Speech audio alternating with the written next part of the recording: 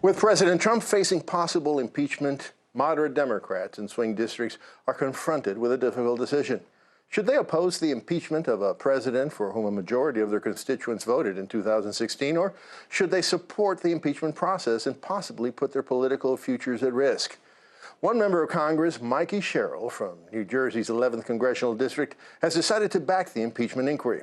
She's part of a group of 7 freshman Democratic lawmakers in swing districts who urge Congress to find out if President Trump abused his power while dealing with Ukraine. She spoke about her decision with NJTV News.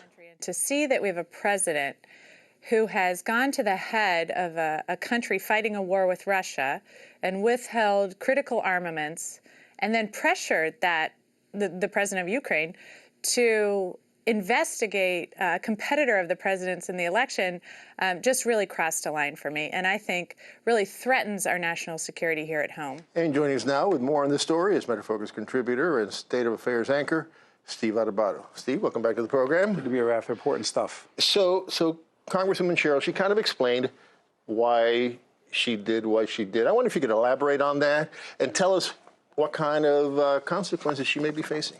First of all, she's the first Democrat to represent that district in decades. Let's be clear, Republicans have won it. Here's my view of it. I actually interviewed Mikie Sherrill, Congresswoman Sherrill, soon after she took office. And when I asked her about the question of the president, she's like, nah, that impeachment, not too soon. It's going to distract us from what we need to do. My opinion, what she said right there, which is very rare sometimes for members of Congress and other elected officials, that's exactly why she's doing this. Let's remember, she's a veteran. She served in the Navy. She was a fighter pilot. She took an oath. She said, I took 2 oaths, one in Congress, the other to defend our country. She truly believes, I believe she believes, that what the president has done here and that transcript of that conversation and then what has happened since then has caused her to have no choice but to do what she's doing. And she's also led others to go along with her, because I think a lot of these other moderate Democrats would not be where they are, potentially Nancy Pelosi as well, if it were not for Congresswoman Sherrill. But let's talk about her district. You say that the district for decades has been under Republican control, 35 years to be precise. That's right. But let's break it down. I mean, not to take anything away from her, because she didn't have to do this. No, she didn't. But those 35 years were, in those 35 years, it was 2 Republicans who served, one for 10 years, Dean Gallo, one for 25 years, Rodney Frelinghuysen.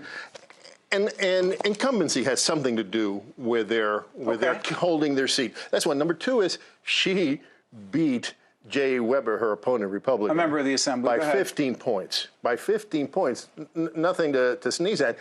And Trump only won that district by less than 1%, 0.9%. So, I mean, it's a risk. But compared to some of these other guys and women across the country? I hear you.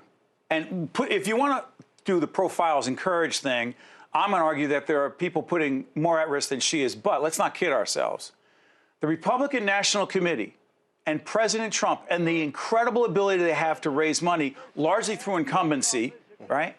They're going to target Congresswoman Mikie Sherrill. They're going to do everything possible. They've already said they would. Raf, that's what I'm saying. What I'm saying is, but the fact is, she ran against someone who was not in Congress, Jay Weber. She's going to run against the candidate, no matter whatever that person's name is. He or she is going to have hundreds and hundreds of thousands of dollars, millions of dollars potentially to beat Mikie Sherrill. And to say that she's slowing down Congress, slowing down progress because she got involved in this impeachment and therefore Congress shuts down, the president doesn't deal with them, and it's all her fault. They're coming after her. It's a risk. Yeah.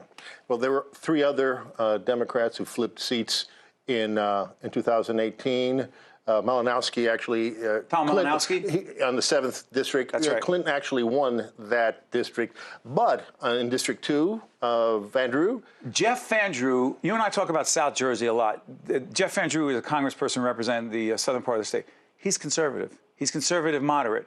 He's a Steve Sweeney, Joe Biden type, even more to the center Democrat. What's he been saying? He's not for impeachment. He's publicly said he's not Jeff for it. Van Drew, sorry for interrupting, Raf, Congressman Van Drew was saying, look, I may not like what the president did. I think this is unseemly. But you know what? This is bad for the country. Nothing's going to happen. We're not going to deal with infrastructure. We're not going to deal with water issues. We're not going to deal with a whole range of issues that matter. I think what he's saying is this is a bad idea, even if I don't like the president.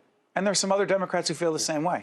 Andy Kim, District 3, also Trump did pretty well in his did. district. He did. So what's he saying? Anything? It depends upon what, sorry, Congressman Kim, depends upon what day it is. What I mean by that is there are times he says he supports the inquiry.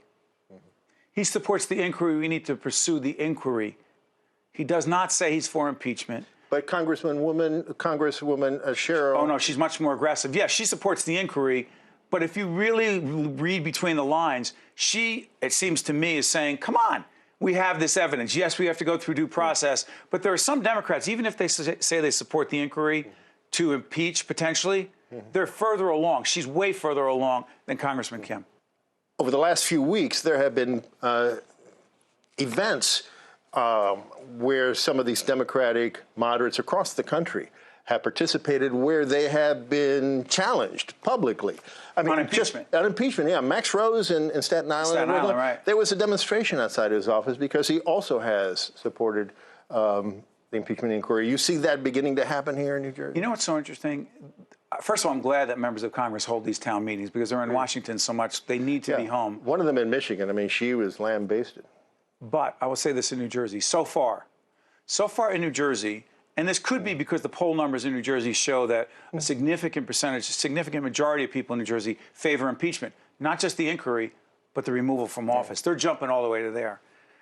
So far, at virtually every town meeting from a member of Congress who has been out front on this and been critical of the president and moving toward impeachment, they have not had the kind of vitriol that you're describing right now, that Max Rose, if you will, faced in Staten Island. They have not faced that yet. So, all things being equal, assuming that no new blockbuster thing happens Big with assumption. the impeachment. Yeah. Well, assuming that, if impeachment is the predominant issue between now and election, how do you think that's going to impact the Democrats around the country and the Democrats particularly in New Jersey? I think the Democrats like Jeff Van Drew down the South, I believe he believes, and I think he's right, that most of the people in his district, even though he's a Democrat, do not support impeachment. Assuming things stay the same. Yeah. I think Congresswoman Sherrill is going to have a very, very tough time because of the money that comes in, even if more people support impeachment in a district than don't. I think for Andy Congressman Kim and Tom Malinowski, it depends upon who their opponents are, how much money is spent there, and the way, truthfully, they play this. Because if they move to a more aggressive impeachment proceeding, I think it could affect their races very much. Listen, New Jersey, 4 members, Raf, 4 Democrats previously held by Republicans. That was in some ways a big part of the balance of power in the lower house. New Jersey could lead the country in this way or dictate ultimately where the House goes. All right. Well, Steve, we'll end it there. Thanks so much for joining us. We'll see what develops. 23 years together, Raf. Yeah. I just wanted to add It that. just seems like yesterday. Well, maybe more longer than that. I'm only kidding. Good to be with you. Same here.